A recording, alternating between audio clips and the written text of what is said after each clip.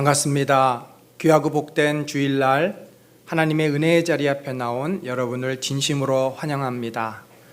오늘 한날은 주께서 우리의 영혼과 육신이 은혜 가운데서 회복되고 새 힘을 얻도록 허락해 주신 귀하고 복된 날입니다. 이 좋은 날 우리가 하나님 앞에 마음을 다해 정성을 다해 예배로 나왔습니다. 이제 우리 가정에서 그리고 우리 교회에서 한 마음으로 우리 다 같이 일어나셔서 인내송 부르면서 하나님께 예배드리겠습니다.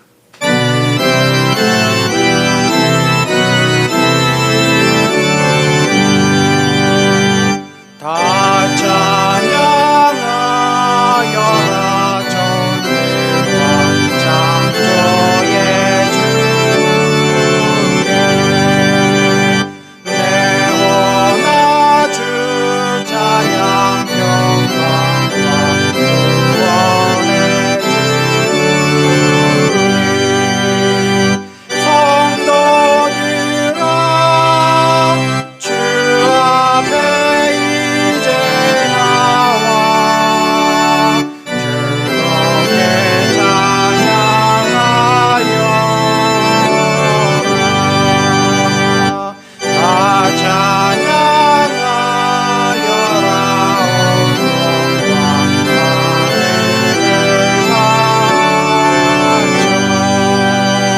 이 세상 만물이 주 안에 다 나와 찬양 성도들아 기쁘게 소리 높여 영원히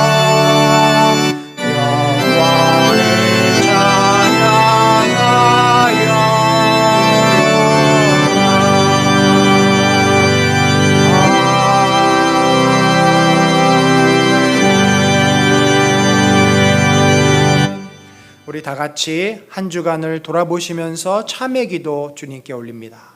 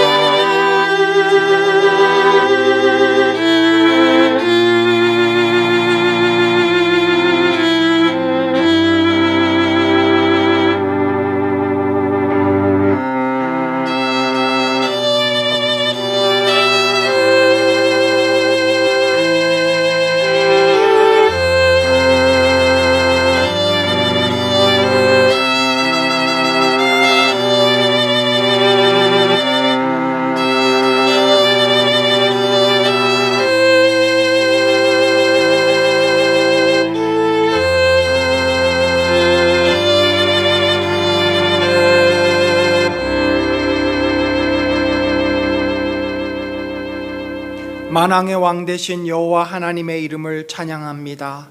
오늘 주님을 사랑하고 주님을 경외하는 주의 백성들 한자리에 모여서 우리의 마음과 정성을 모아 주님께 예배를 올립니다. 기뻐 받아 주옵소서. 하나님, 저희는 참으로 부패하고 상하고 참으로 죄 가운데 있기를 좋아하는 연약한 자들임을 고백합니다. 하나님의 은혜와 긍휼이 없으시면은 도무지 우리가 주 앞에 설 수 없는 죄인이었지만 주 예수 그리스도의 십자가와 부활의 능력으로 우리가 주님의 자녀 되었고 주님의 영광 가운데 서게 하시니 감사합니다. 오늘 이곳에 성령이여 찾아오시고 우리와 함께 하시고 우리의 예배를 받으셔서 하나님이 우리의 하나님 되심을 우리가 온 마음과 온 삶으로 참으로 경험하고 고백하고 주께 영광 돌리는 복 복된 예배가 되도록 인도하여 주옵소서. 홀로 영광 받으시기를 원하오며 예수 그리스도의 이름으로 기도드렸습니다. 아멘. 우리 다 같이 사도신경 고백합니다. 나는 전능하신 아버지 하나님 천지의 창조주를 믿습니다. 나는 그의 유일하신 아들 우리 주 예수 그리스도를 믿습니다. 그는 성령으로 잉태되어 동정녀 마리아에게서 나시고 본디오 빌라도에게 고난을 받아 십자가에서 죽으시고 장사된 지 사흘 만에 죽은 자 가운데서 다시 살아나셨으며 하늘에 오르시어 전능하신 아버지 하나님 우편에 앉아 계시다가 거기로부터 살아있는 자와 죽은 자를 심판하러 오십니다. 나는 성령을 믿으며 거룩한 공교회와 성도의 교제와 죄를 용서받는 것과 몸의 부활과 영생을 믿습니다. 아멘. 자리에 앉겠습니다. 우리 내주 되신 주를 참 사랑하고 주님을 향한 사랑의 마음을 찬송가 315장으로 고백합시다. 내 주 대신 주를 참 사랑하고 또 그에게 죄를 다고합니다.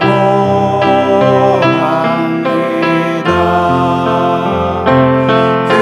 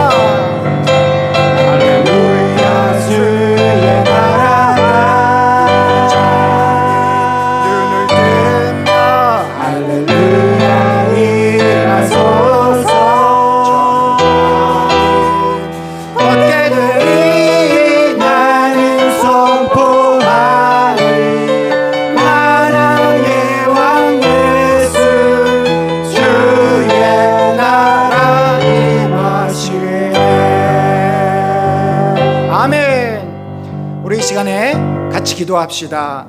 참으로 이 시대, 이 사회가 소망이 없음을 우리는 압니다. 참으로 이 어둡고 절망과 고통 가운데 있는 자들에게 참된 생명, 부활의 주님만이 인생의 소망과 생명을 주실 수 있습니다. 무너져가는 한국교회가 예수의 부활신앙을 회복함으로 다시 그 영혼이 살아남으로 회복되게 하여 주시고, 우리 성도들이 이 땅을 새롭게 만드는 그 능력이 부활하신 예수 그리스도에 대한 소망과 확신 가운데 다시금 일어나게 하여 주옵소서. 우리 이 사회와 한국교회를 특별히 위해서 같이 기도합니다. 아버지 주여, 주님의 놀랍고 크신 은혜가 온 땅을 다스리며 통치하시는 하나님의 영광 가운데 선포되어지게 하여 주옵소서. 저희들의 연약한 입술을 아버지 붙잡아 주시고 우리의 연약한 삶을 긍휼히 여겨 주셔서 부활의 예수, 살아계시는 산소망 되신 예수를 다시 한번 믿으며 확신하며 소망하며 그분께 온전히 나아가는 저희들의 삶이 되도록 인도하여 주시옵소서. 무너져가는 한국교회가 다시 일어나기를 소망합니다. 절망 가운데 있는 자들이 일어나기를 소망합니다. 주여, 주 예수 그리스도의 부활이 생명의 아버지 저희들에게 소망이 되게 하소서. 절망 가운데 있는 자, 어두움 가운데 있는 자, 죽음 가운데 있는 자들이 아버지여, 주님의 그 일어나심과 주님의 영광 속에서 새롭게 회복될 수 있는 그런 속한 나라가 오도록 아버지 이 땅을 불쌍히 여기시고 지키시며 새롭게 회복시켜 주시옵소서.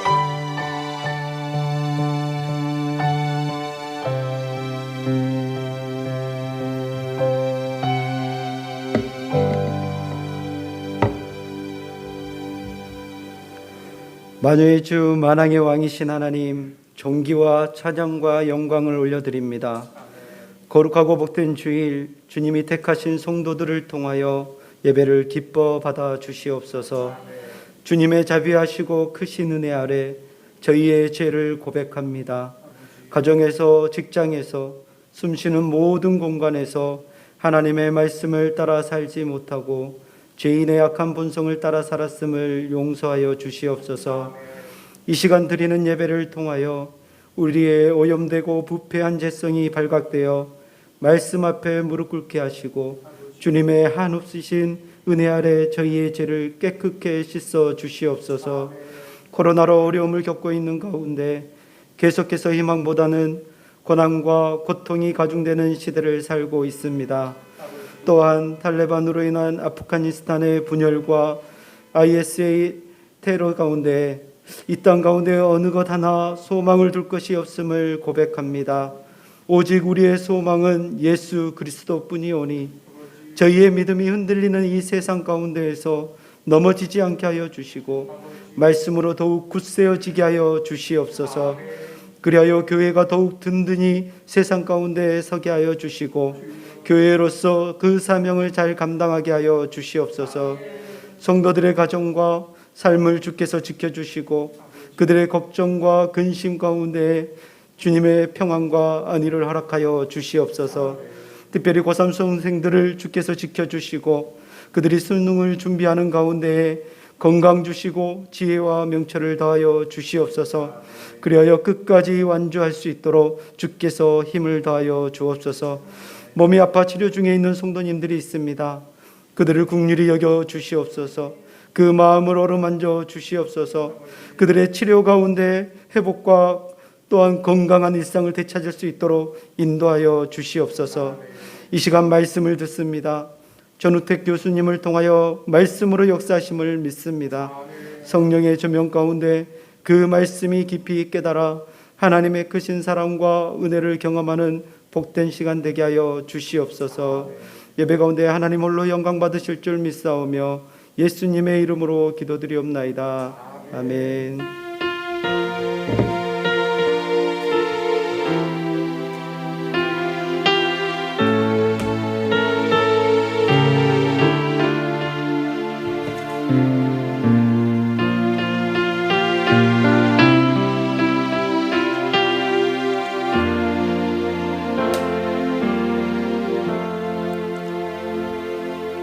이제 우리 그 자리에서 일어나셔서 헌금 봉헌하겠습니다.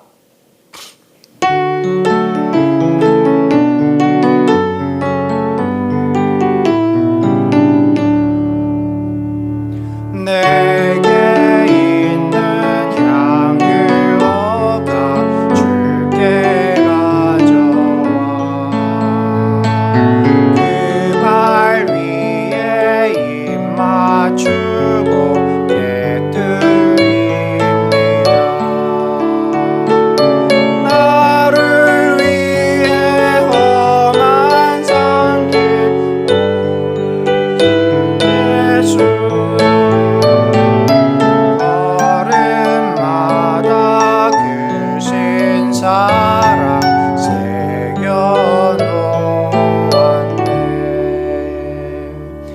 하나님 아버지 감사합니다. 참으로 주님께서 주시는 넘치는 은혜와 풍성함이 얼마나 큰지요. 우리가 주께서 허락해 주시는 것으로 인해서 이 시대에 부족함 없이 정말 가난하여서 또 고통과 절망 가운데 살지 않도록 인도하시니 감사합니다. 주님께서 채워주시고 넘치게 하신 그것으로 참 주님 기뻐하시는 뜻 앞에 순종하는 인생 되기를 원합니다.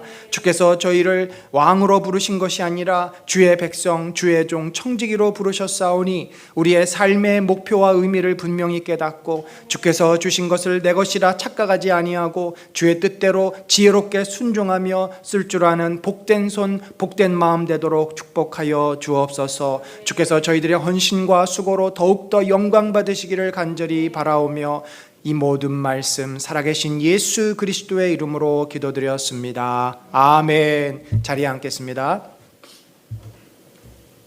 오늘 귀하고 복된 주일 예배 2부 예배 영상으로 또 우리 교회에서 함께 참석해 주신 우리 모든 성도님들에게 하나님의 놀랍고 크신 은혜, 하나님의 영원한 그 생명과 축복이 늘 넘치기를 간절히 축원합니다. 오늘 말씀은 연대의대 우리 전우택 교수님께서 전해 주시겠습니다. 참 1년에 이렇게 한 2차례 오셔서 저에게 얼마나 귀하고 정말 영광스러운 복된 말씀 전해 주시는지 모릅니다. 너무나 감사를 드립니다. 우리 광고 드린 것처럼 오늘 오후 4시부터 3주간 이제 하나님께 더 가까이라는 주제로 영성기도 세미나를 줌으로 하게 됩니다. 제가 이따가 오후에 우리 교회 단톡방에다가 이 줌으로 들어가는 URL을 올리겠습니다. 여러분들 한 10분 전 혹은 5분 전 늦어도 이렇게 들어오셔서 이제 1시간씩 진행이 됩니다. 이 세미나의 전체적인 내용은 이번 주는 센터링 기도에 대해서, 그리고 다음 주와 그 다음 주는 거룩한 말씀 기도, 렉시오 디비나에 대해서 우리가 배우고 실습을 하게 됩니다. 여러분, 그동안 우리의 기도 생활을 이렇게 돌이켜보면 사실 우리의 개인적인 간구에 너무나 많이 집중되어 있는 것을 봅니다. 80~90%가 내 마음의 소원, 나의 갈급함, 나의 기녀한 제목들이 가득 찹니다. 사실 기도라고 하는 것은 우리가 주님께 나아가고 주님을 경험하고 주님의 은혜를 풍성하게 누리는 시간인데 그 시간이 너무나 짧습니다. 그래서 이 간구 기도에서 영성 기도로 한 단계 업그레이드 돼야만 우리가 소위 늘 말하는 주님과 동행하는 삶, 성령의 인도를 받는 삶, 이것을 말씀에 순종하는 삶을 살게 되는 겁니다. 여러분, 얼마나 귀하고 소중한 기회인지 모릅니다. 이 영성기도 세미나를 어디 가서 쉽게 들을 수 있지 않습니다. 정말 우리 은혜 나는 교회 성도들에게는 축복된 시간이라고 믿습니다. 오후 4시 피곤하고 쉬고 싶은 시간이지만 여러분들 꼭 들어오셔서 한 분도 빠지지 마시고 이 귀한 훈련을 받으시고, 이제 우리가 9월 6일부터는 이 영성 기도를 중심으로 매일 30분 기도를 할 것입니다. 그래서 그 풍성한 은혜를 누리는 이제 아주 귀한 훈련 되시기를 바랍니다. 여자 목장은 9월 8일 수요일부터 개강을 하고요. 남자 목장은 세미나 후 추석 지나서 26일 날 개강을 합니다. 다만 여전도회 기도회가 다음 주 금요일 날 10시 반쯤에 줌으로 일단 시작이 되고 그 후에 추후에 날짜와 시간은 정하도록 그렇게 합니다. 9월 10월 큐티 주삼이 나왔습니다. 여러분들 구입해 주셔서 목장에서 교재로 사용하도록 하겠습니다. 자, 이제 우리 좌우 돌아보시면서 한번 서로 교제하며 인사 나누겠습니다. 우리 가정에서 영상으로 또 각처에서 영상으로 예배드리는 분들도 환영합니다. 반갑습니다. 잘 오셨습니다. 환영합니다. 이제 우리 오늘 말씀을 같이 읽겠습니다. 오늘 주실 설교의 제목은 나사로야 나오너라. 요한복음 11장 1절로 44절, 또 12장 1절로 2절, 9절, 11절. 좀 내용이 깁니다. 길지만 우리가 또 복된 말씀이니까 사모하는 마음으로 요한복음 11장은 저와 여러분이 교독하시고 12장은 제가 읽도록 하겠습니다. 어떤 병자가 있으니 이는 마리아와 그 자매 마르다의 마을 베다니에 사는 나사로라.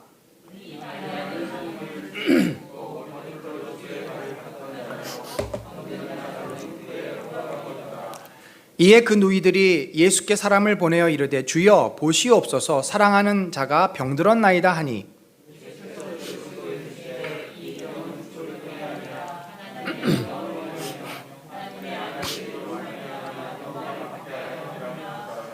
예수께서 본래 마르다와 그 동생과 나사로를 사랑하시더니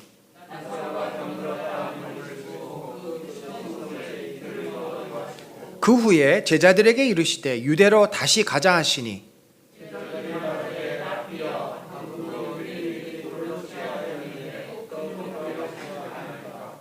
예수께서 대답하시되 낮이 12시간이 아니냐 사람이 낮에 다니면 이 세상의 빛을 보므로 실족하지 아니하고 이 말씀을 하신 후에 또 이르시되 우리 친구 나사로가 잠들었도다 그러나 내가 깨우러 가노라. 예수는 그의 죽음을 가리켜 말씀하신 것이나 그들은 잠들어 쉬는 것을 가리켜 말씀하심인 줄 생각하는지라. 내가 거기 있지 아니한 것을 너희를 위하여 기뻐하노니 이는 너희로 믿게 하려 함이라. 그러나 그에게로 가자 하시니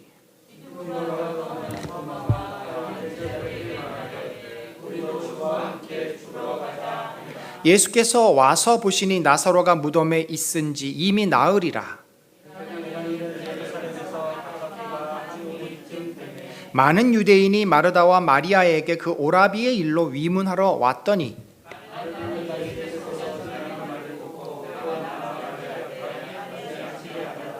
마르다가 예수께 여짜오되 주께서 여기 계셨더라면 내 오라버니가 죽지 아니하였겠나이다.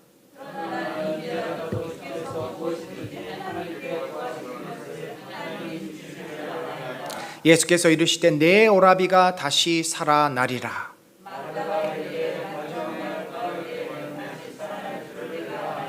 예수께서 이르시되 나는 부활이요 생명이니 나를 믿는 자는 죽어도 살겠고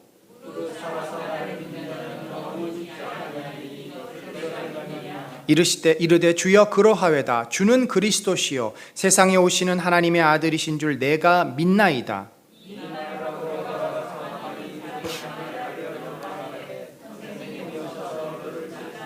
마리아가 이 말을 듣고 급히 일어나 예수께 나아가매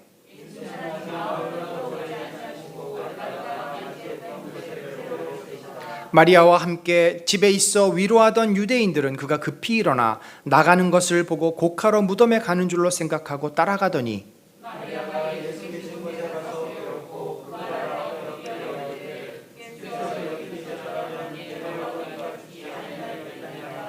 예수께서 그가 우는 것과 또 함께 온 유대인들이 우는 것을 보시고 심령에 비통히 여기시고 불쌍히 여기사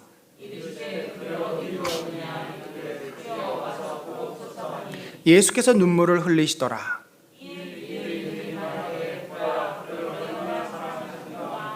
그중 어떤 이는 말하되 맹인의 눈을 뜨게 한 이 사람이 그 사람은 죽지 않게 할 수 없었더냐 하더라.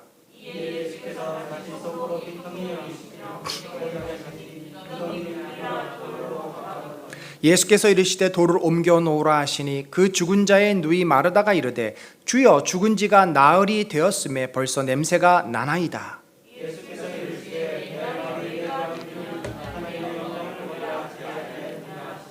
돌을 옮겨 놓으니 예수께서 눈을 들어 우러러 보시고 이르시되 아버지여 내 말을 들으신 것을 감사하나이다.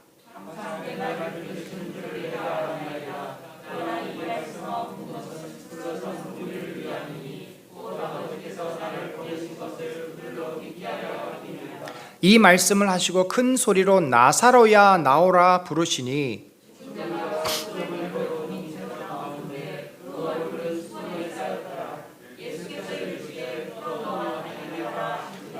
(12장은) 제가 읽겠습니다. 6월 전 엿새 전에 예수께서 베다니에 이르시니 이곳은 예수께서 죽은 자 가운데서 살리신 나사로가 있는 곳이라. 거기서 예수를 위하여 잔치할세 마르다는 일을 하고 나사로는 예수와 함께 앉은 자 중에 있더라.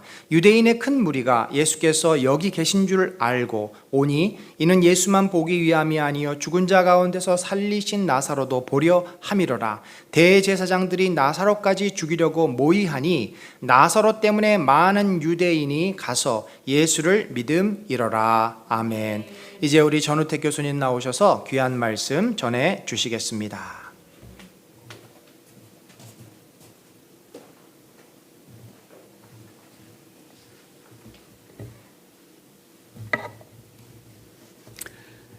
예, 여러분 안녕하세요.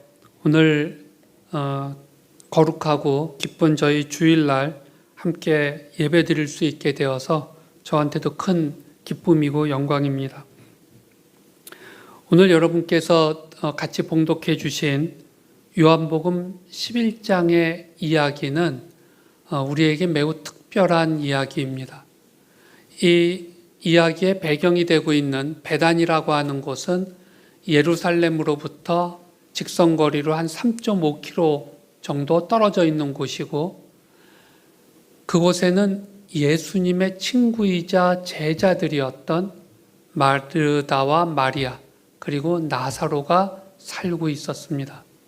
예수님께서는 예루살렘에 가실 때마다 이 베다니를 들리셔서 가셨기 때문에 12 제자에게도 이들 세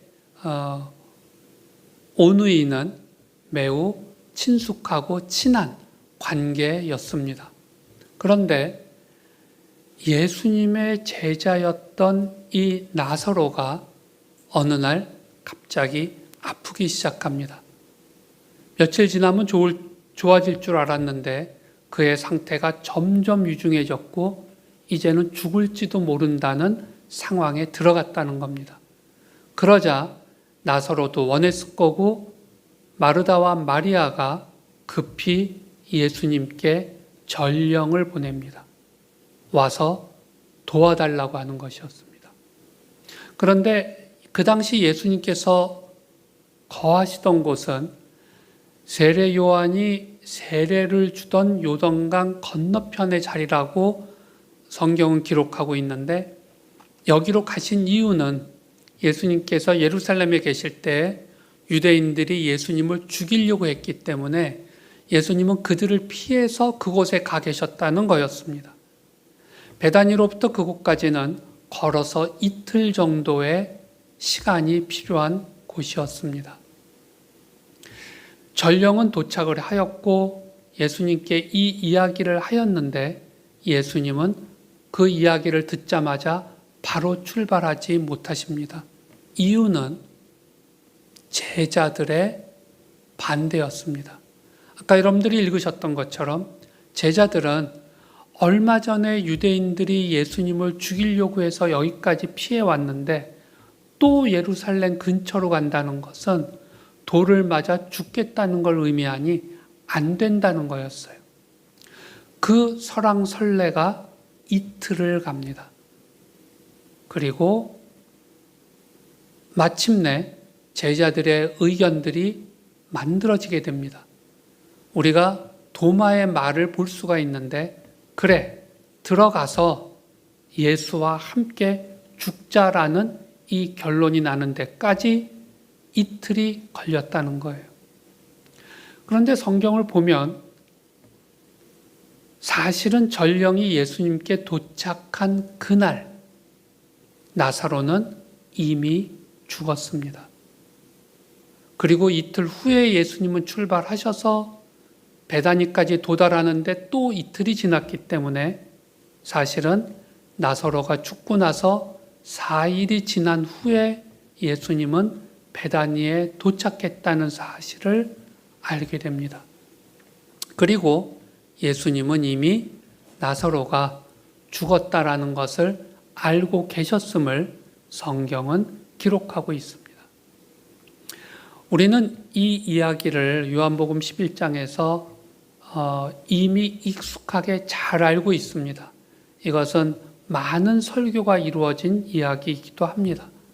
보통 이 부분에 대한 이야기를 할 때에는 죽은 자를 살리신 예수님의 권능에 대하여 그리고 예수님에 대한 이야기로 할 때 많이 이야기가 되고, 아마 또 다른 이야기는 마리아가 옥합을 깨어서 향유를 예수님의 발에 붓고 자기의 머리카락으로 그것을 닦은 이 이야기를 통해 이제 있게 될 예수님의 장사 지냄을 예비하는 것으로서의 사건으로 보통 이 구절들은 많이 사용됩니다.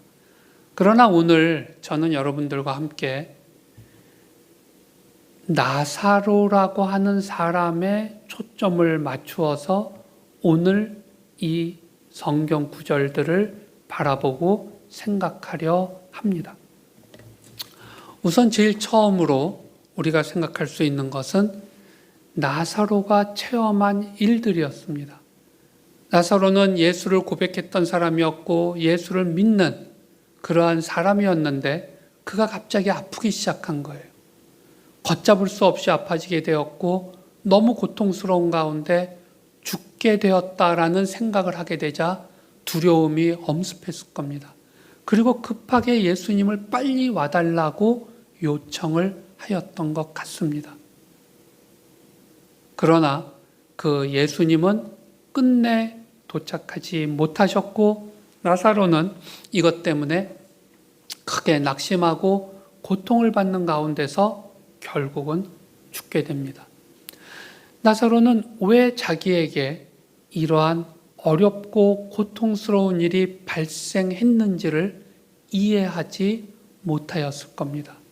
그러는 가운데 그는 결국 죽습니다.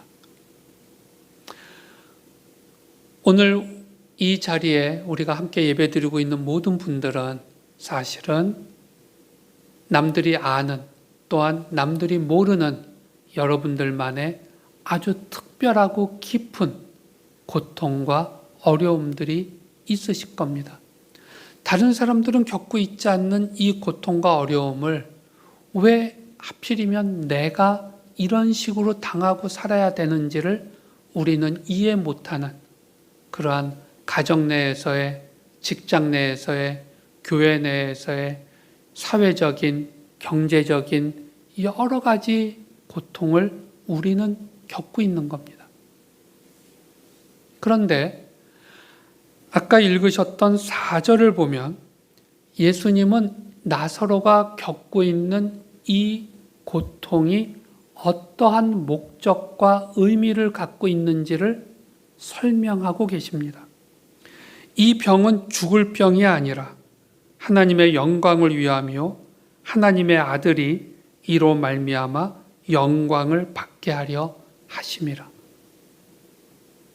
나사로는 자기가 왜 고난을 받는지, 왜 이렇게 힘들어하다 죽어야 되는지를 몰랐지만 사실은 이것은 하나님께서 영광을 받으시고 예수 그리스도의 부활의 예표로서 사람들이 먼저 볼 수 있도록 하는 어마어마한 의미가 있는 사건이 됩니다.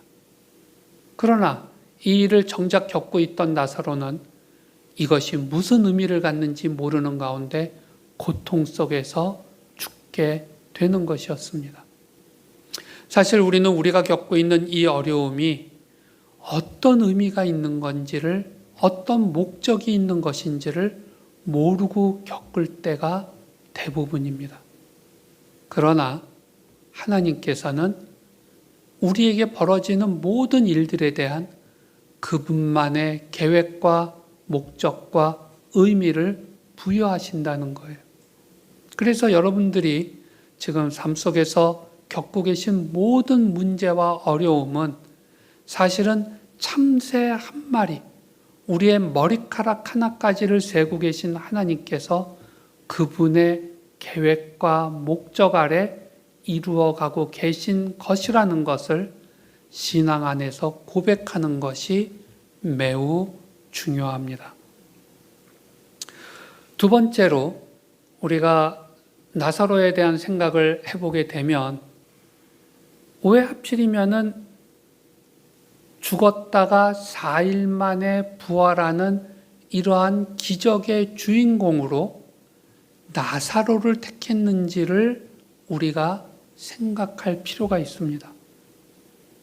이 큰 고난을 당했고 무덤에 들어가서 수위에 감싸져서 4일간이나 있으면서 이미 몸은 부패하기 시작해서 퉁퉁 불기 시작했는데 그 상황에서 예수님이 나오라고 얘기하시고 부활시켜서 그야말로 하루아침에 종교적인 기적의 대스타가 되는 이러한 아주 어마어마한 일이 어느 한 사람에게 벌어지는 것이었습니다.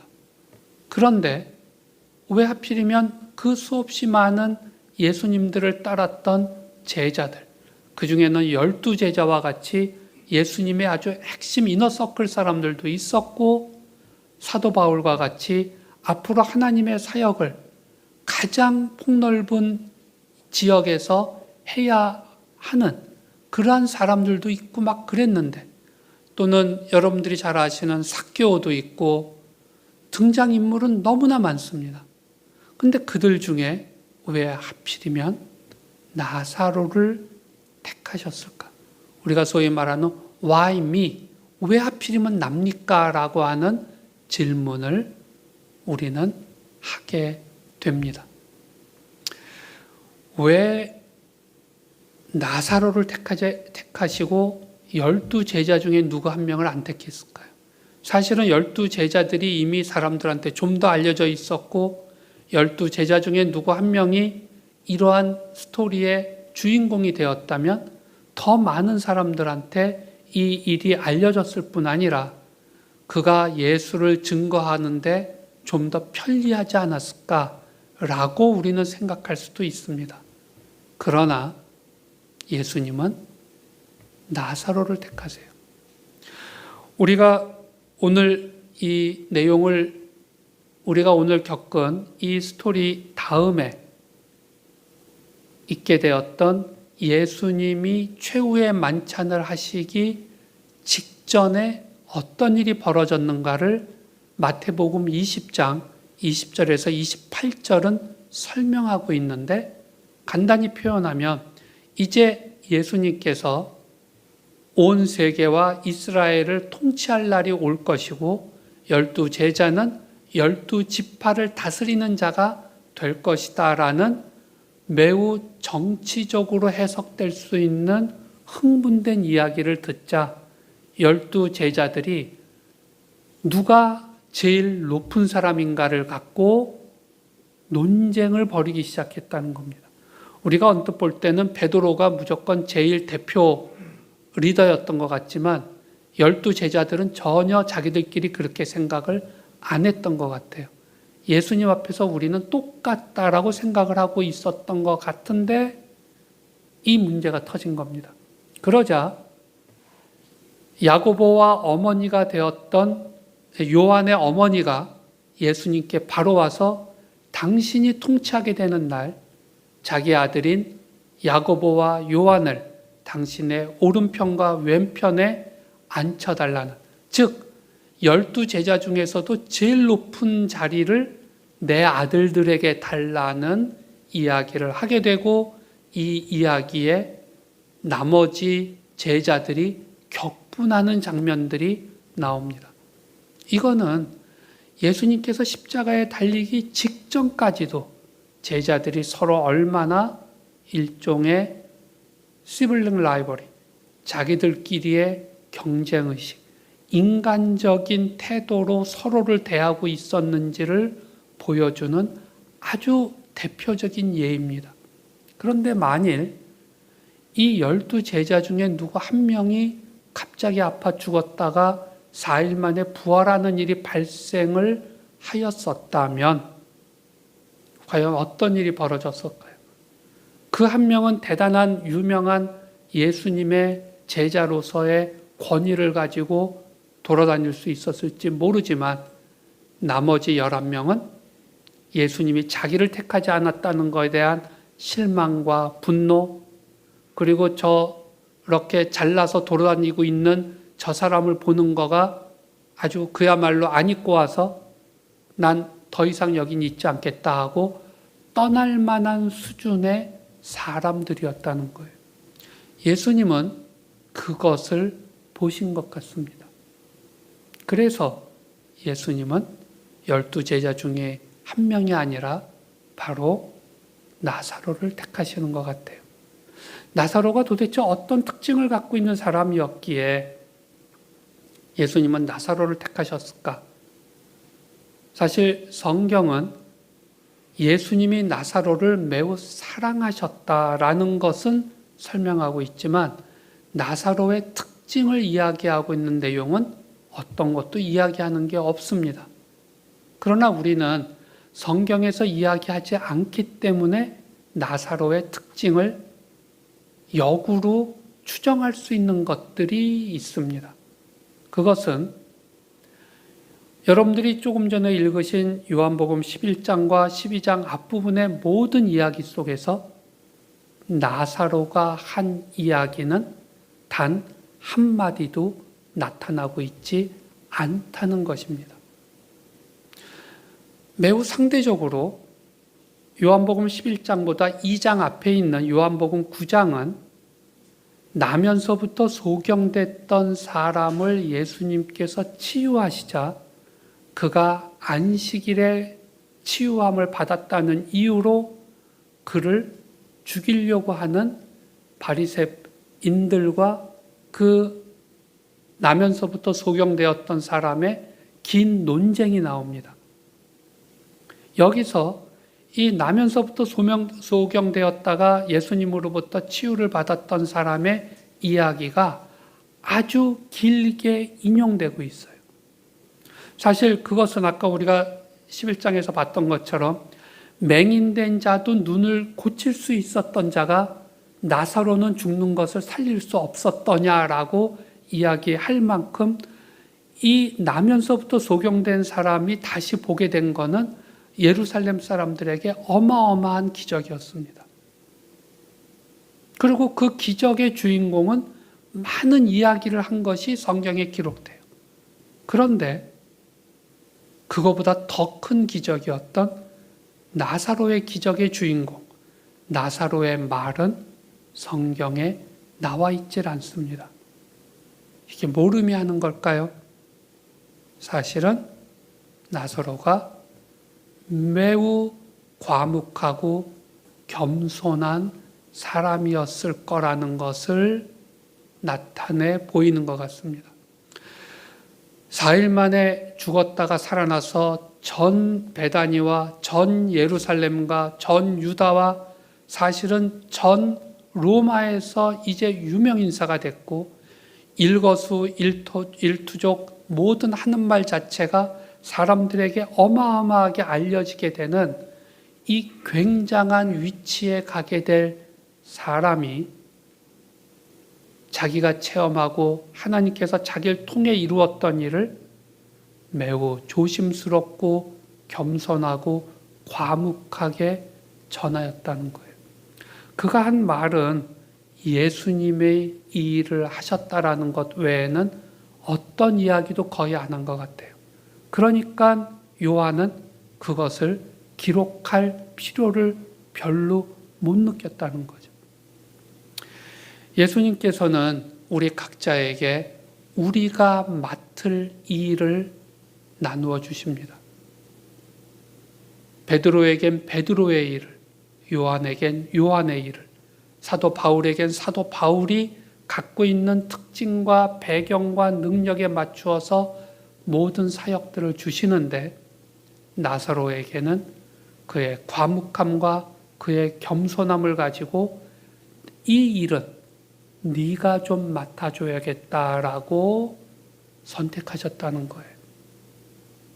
근데 이 일이 얼마나 힘든 일인지 급하게 극단적인 고통을 겪어야만 하고 불렀던 예수님은 오시지 않는 가운데 마치 어찌하여 나를 버리시나이까라고 십자가 도상에서 외치셨던 그 예수님의 슬픔과 버림받은 절망감을 나사로도 사실은 겪었거든요.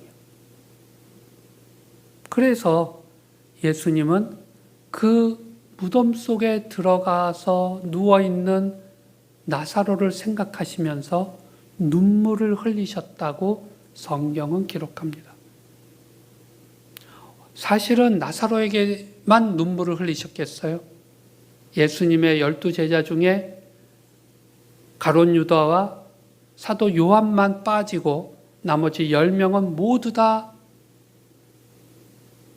순교를 하고 죽음을 예수와 함께 겪게 되었는데, 그때마다 예수님은 사실은 눈물을 흘리셨을 겁니다.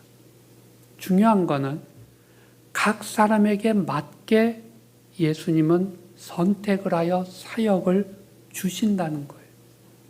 그래서 여러분들이 지금 예수를 믿고 예수 안에서 맡으신 사역들은 모든 사람이 다 다릅니다.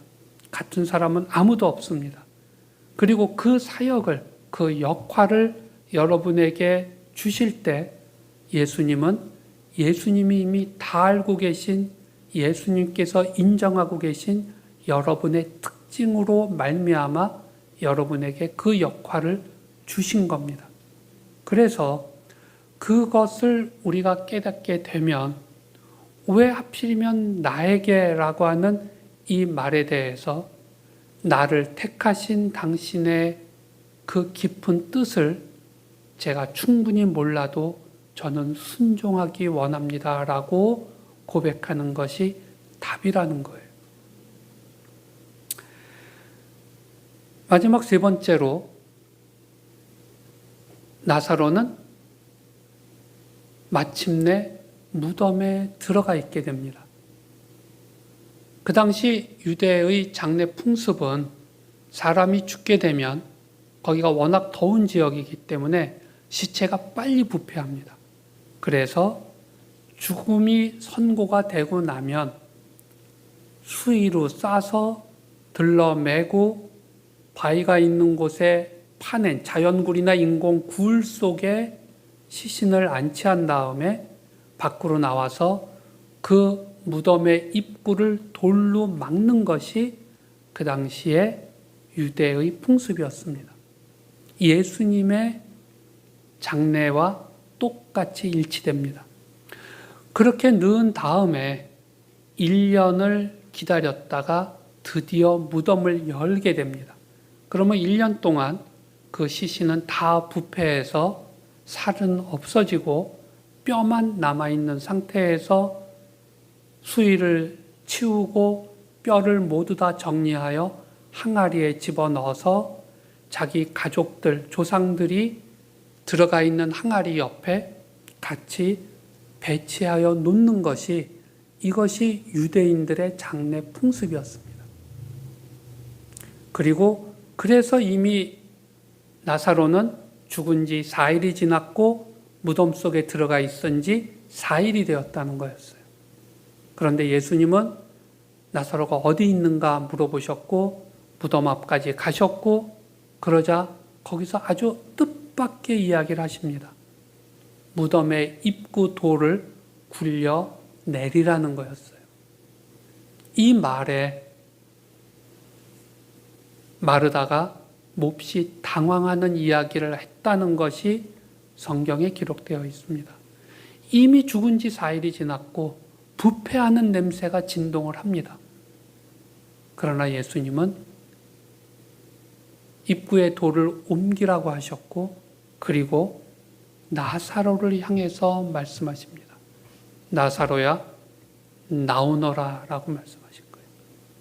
그러자 죽었던 나사로가 일어났고 수의를 입은 채 걸어 나왔다고 성경은 기록합니다.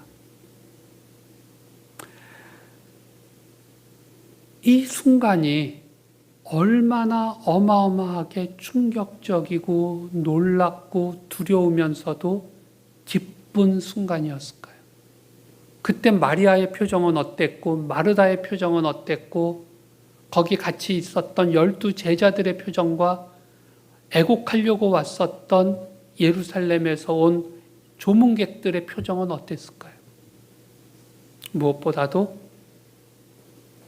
얼굴을 감싸고 있던 천을 풀어내렸을 때 나사로의 표정은 어땠고 그를 바라보는 예수님의 표정은 어땠을까요? 사실은 나사로야 나오너라 라고 무덤을 향해서 말씀하시는 그분의 음성은 오늘 우리에게도 똑같이 들려지는 음성입니다. 아무개야, 나오너라. 네가 이 세상에 대한 욕심과 걱정과 두려움과 좌절감으로 수위 속에 꽁꽁 갇혀있는 너의 삶을 그대로 누워서 지내고 있지 말고 너는 이제 무덤에서 나오너라 라고 하는 것이 예수님이 오늘 우리에게 하시고 계신 말씀이라는 거예요. 나사로 역시 예수님을 만났고 예수님의 복음에 순종했던 사람이었습니다. 그러나 인간적으로 그는 죽음을 피할 수 없었고 무덤 안에 누울 수밖에 없었어요. 우리 역시 예수 그리스도를 고백했고 그의 제자로 그의 삶을 따라가기 원하고 있지만 우리는 우리의 약함 때문에 마치 죽은 나사로처럼 우리 역시 죽은 신앙생활을 하고 있을 수 있다는 겁니다. 예수님은 우리를 향해서 너는 그렇게 죽어 누워 있을 자가 아니다. 너의 모든 고난과 어려움은 하나님의 영광을 위해서 있는 거고 너는 이제 일어서 나오라는 거예요. 저는 여러분들께서도 이 예수님의 음성을 듣기 원합니다. 그리고 실제로 여러분들이 일어서서 나와서 예수님과 함께 걷는 그러한 자들이 될 수 있게 되기를 바랍니다. 이렇게 해서 오늘 우리가 읽었던 나사로의 이야기는 사실은 다 정리가 됩니다. 그러나 마치 우리가 영화에서 자막이 올라갈 때 왜 에필로그처럼 그 영화 이후에 무슨 일들이 있었는지를 보여주는 조그만 화면 뜨는 것처럼 그런 것을 우리가 조금 생각해 볼 수가 있는데 이후에 그러면 나사로는 어떻게 살았을까? 그런데 나사로의 이야기는 요한복음 11장과 12장 11절 오늘 목사님께서 봉독해 주신 데까지만으로 해서 모두 끝납니다. 다시는 나사로의 이야기가 성경 그 어디에도 복음서든 사도행전이든 또는 바울서신이든 어디에서도 나오질 않습니다. 이건 좀 신기한 일입니다. 왜? 아까 여러분들이 보셨던 것처럼 예수님이 베다니의 마지막 십자가에 달리기 위해서 예루살렘 입성 전날 도착을 하셨을 때 예루살렘에서 많은 사람들이 예수를 보려고 왔다는 거예요. 그리고 예수를 믿으려고 했는데 그때 예수를 믿게 되는 이유가 예수 때문이기도 했지만 사실은 죽었다가 4일 만에 부활한 나사로 때문에 예수를 믿게 됐다는 이야기가 적혀 있습니다. 그래서 예루살렘의 종교 지도자들과 바리새인들이 예수를 죽이려고 할 때 예수만 죽이는 게 아니라 나사로도 같이 죽이겠다는 계획을 짰다고 이야기를 합니다. 왜? 나사로 때문에 너무 많은 사람이 예수를 믿게 되었다는 거예요. 실제로 요한복음 11장의 사건이 일어난 다음에 요한복음 12장의 이야기는 그 사이에 몇 개월의 시간이 있습니다. 근데 그 몇 개월의 시간이 사실은 예루살렘에서 수없이 많은 사람들이 베다니에 와서 마리아와 마르다 그리고 나사로한테 무슨 일이 벌어졌는지를 물어봤을 거고 그거에 대한 대답을 들었던 기간이었을 겁니다. 우리는 아까 요한복음 11장의 부분을 읽는 거가 한 번 읽는 것도 야, 왜 이렇게 기냐 그러면서 읽으셨을지 모르지만 사실은 그 이야기를 마리아와 마르다는 자기들을 찾아와서 묻는 사람들에게 수천 번, 수만 번 했을 가능성이 있습니다. 왜? 하루에도 10팀, 20팀이 왔을 테니까. 그리고 그들을 통해서 예수의 복음과 예수의 메시아됨이 전파된 거예요. 그래서 실제로 종려 주일날 예수님께서 예루살렘에 입성하실 때 그렇게 많은 예루살렘의 시민들이 나와서 종려나무를 흔들면서 예수를 호산나 다윗의 자손이여라고 받아들였던 아주 중요한 근거는 나사로의 부활 사건과 연관이 있어 보입니다. 그러니까 적어도 그 마지막 몇 개월은 복음 전파의 중심 센터가 베단이었다는 것을 우리가 예상할 수 있습니다. 실제로 오누이들이 했었던 역할은 너무나 중요한 것이었어요. 그리고 예수님은 결국은 그 주에 십자가에 달리셨고 돌아가십니다. 예수님이 3일 만에 나사로처럼 부활하셨을 때 사람들은 나사로도 부활하게 하셨던 분이 자기 스스로 부활 못하실 리가 없구나라고 생각을 하였을 겁니다. 그러나 어찌되었던 예수의 부활 후 나사로의 활동 기록은 성경에 전혀 나와 있지 않습니다. 아마 그는 매우 겸손히 그의 사역을 해나갔던 것 같습니다. 그런데 성경에는 기록되어 있지 않지만 기독교 전승에는, 즉 기독교 초대교회 때부터 사람의 입에서 입으로 내려오는 이제 전설과 같은 이러한 전승에서는 나사로가 예수님의 부활 후에 구브로, 지금의 키프러스 섬으로 이동을 해서 거기서 30년간 예수 그리스도의 복음을 전파하다가 죽었다라고 하는 것이 그에 대한 전승 내용입니다.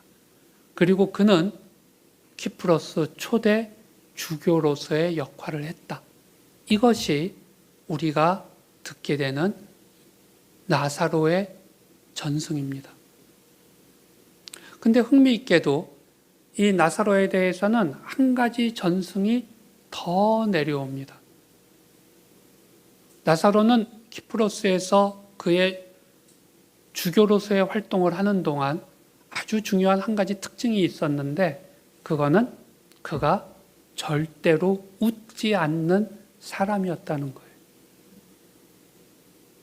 왜 웃지 않냐라고 했을 때 그는 죽어서 4일간 음부에 가 있었고 음부에 있는 동안 예수 그리스도를 믿지 않고 죽어서 악인으로 고통받고 있는 사람들을 보고 다시 나왔기 때문에 그들에 대한 안타까움과 이 세상에 있는 사람들이 예수 그리스도를 알고 믿어야 되는데라는 이 걱정이 너무 깊은 가운데 사역을 했기 때문에 웃지 않았다는 거예요.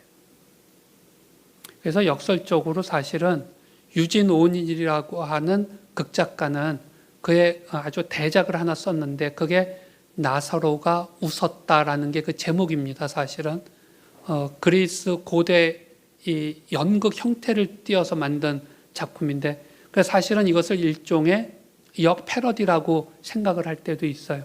어느 쪽이 됐던 우리는 나사로의 이러한 전승을 통해서 나사로의 성격은 매우 조용하고 겸손하고 과묵하고 신중한 사람이었겠구나. 그래서 그는 자기에게 벌어졌던 그 엄청난 기적을 가지고 사람들 앞에서 스타처럼 쇼맨십을 갖고 활동한 게 아니라 더 겸손하게, 더 낮게 그의 한평생의 사역을 조용히 하고 자신의 사명을 다한 후에 예수 그리스도께로 돌아갔겠구나 하는 것을 우리는 알게 됩니다. 실제로 예수에 의해서 부활을 경험했던 나사로는 사람들의 암살 대상이 됩니다. 쟤만 죽이면 예수가 전파되는 걸 막을 수 있다고 본 거예요. 저는 예수와 함께 소위 말해서 데스 리스트에 올라갈 수 있는 그러한 사람이 된다는 것에 그 영광을 생각합니다. 우리 기독교의 역사는 예수 그리스도와 함께 죽음을 맞이하려고 애썼던 사람들의 역사였습니다. 예수를 믿어서 영광이 더 커지고 명예가 더 커지고 부가 더 커지는 사람들에 의해서는 기독교의 역사는 항상 닫혀져 갔습니다. 그러나 예수 때문에 고통을 받고 죽음을 감내하고 가난 속에 들어갔던 사람들에 의해서 기독교의 복음과 교회의 역사가 오늘날까지 만들어져 왔습니다. 지금 우리는 나사로가 필요한 시대에 살고 있습니다. 그래서 예수님은 우리를 향해서 나사로야, 나오너라라고 말씀을 하시는 걸 겁니다. 실제로 이렇게 조용히 나사로는 역사 속에서 사라진 것 같지만 사실 예수님께서는 자기 발에 향유를 붓고 머리카락으로 그 흘러내리는 향유를 씻어낸 마리아에게 가난한 자들에게 이 비싼 향유를 주지 않고 이런 식의 엉뚱한 행동을 했다고 비난하는 가룟 유다에게 하셨던 말씀이 있습니다. 복음이 전파되는 곳마다 이 세상 모든 곳에서 오늘 네가 발에 향유를 붓고 예수님의 장례식을 준비했던 이 이야기는 모든 곳에서 전파될 것이다. 근데 전 세계 모든 곳에서 전파될 마리아의 그 사건이 있게끔 하였던 원인, 그것이 항상 이야기되지 않겠습니까? 그 이야기가 바로 나사로의 4일 만에 부활의 이야기였습니다. 결국 마리아의 향유 사건에 대한 이야기는 반드시 나사로의 4일 부활의 이야기와 같이 다니게 되어 있기 때문에 결국 나사로의 이 사건은 복음이 전파되는 모든 곳에 언제나 나누어지게끔 되어 있었고 오늘 이 자리에서 여러분들도 저와 함께 나사로의 이야기를 나누게 된 겁니다.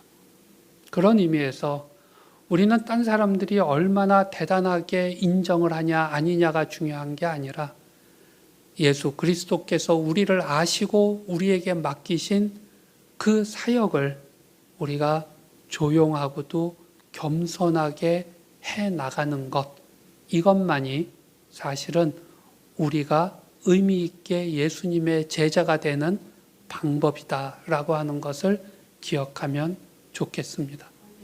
함께 기도드리겠습니다. 하나님 감사합니다. 오늘 이 시간 저희는 인간의 모든 약함으로 인하여서 무덤 속에 들어가 4일이나 지났던 나사로를 향하여 나오너라라고 말씀하신 예수의 음성을 듣습니다.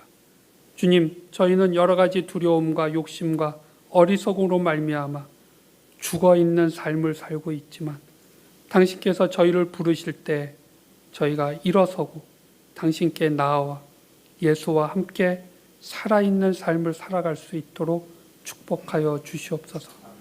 감사드리며 이 모든 말씀을 오늘도 우리에게 무덤에서 나오라고 요청하시는 예수 그리스도의 이름으로 간절히 기도드립니다. 아멘.